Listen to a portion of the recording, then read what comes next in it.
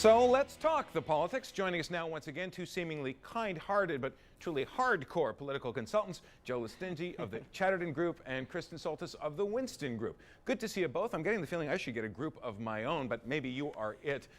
Joe, why don't we start with you? Is it desperate when the Democrats take on people who aren't actually running like Karl Rove or organizations like the Chamber of Commerce? They're not running either. Well, I don't think it's desperate. You've got this growing number of groups that are playing in these public campaigns for public office, but they don't disclose publicly who's funding them. Candidates who run for public office have to disclose who donates to their campaigns, but these groups don't. So they're, they could be anybody. They could be foreign corporations. They could be, people donating billions, and it could just be one person. These are things that aren't clear right now. And in a country that has called and cried out for sunlight on our politics, this is sort of contrary to that. The president is actually accusing the Chamber of Commerce of doing something that sounds kind of untoward. The president's made these accusations. You've had, Axelrod on the Sunday shows last week make the same accusations, and it's been refuted. The New York Times showed, the U.S. Chamber has done nothing improper or out of the ordinary in this situation.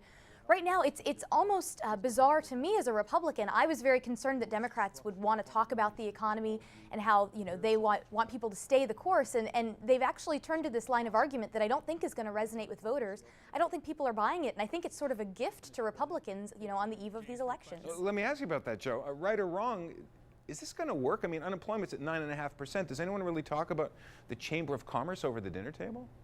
I don't think that's the case, but I do think people care about who is contributing to the Chamber of Commerce. And I believe there have been a few good reports on CNN, in fact, that have pointed out that the Chamber is not all U.S. companies and that there are some foreign companies that are members of this. And yes, I think people do care.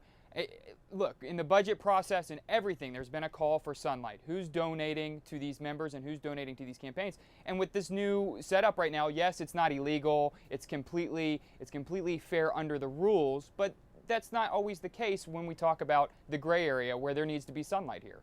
Kristen, let me just give you the last word. The president's supporters think he saved the economy. He kept the country from falling into depression. He saved the banking system. He saved the car industry. He's saving the healthcare system.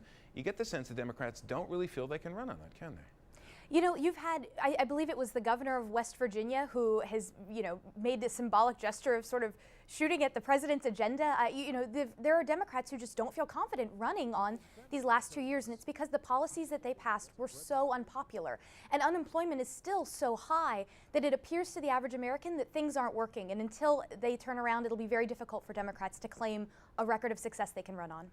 Joe Listingi, Kristen Soltis, thanks very much for being with us. Thank you. Thank you.